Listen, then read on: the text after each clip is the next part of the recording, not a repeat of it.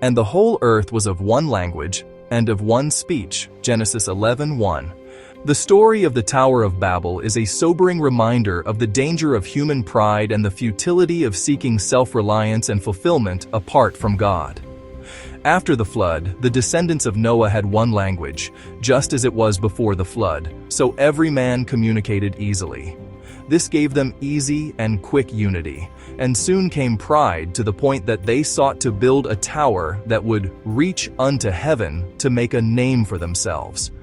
Their goal was not to glorify God, but to elevate themselves. This act of self-exaltation went directly against God's plan for humanity to spread, fill, and subdue the earth. Responding to man's desire to build a tower to reach unto heaven, God gave men many languages, so they could no longer understand each other. Their once unified efforts were halted, and they were scattered across the earth. This division was a result of their pride and attempt to undermine God and go against His command. Today, many people still allow pride to take the better part of them, and the consequences are unpleasant. Pride brings a man or people to experience God's resistance, James 4:6, and the results are always grievous.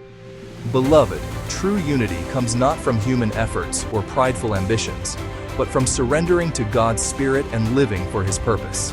When we humbly submit to God, He not only gives us unity and peace, but also turns everything around to favor us.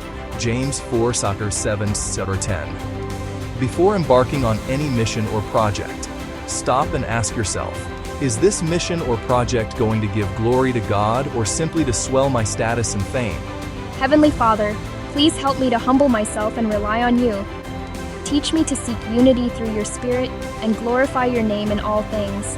I pray in Jesus' name. Amen.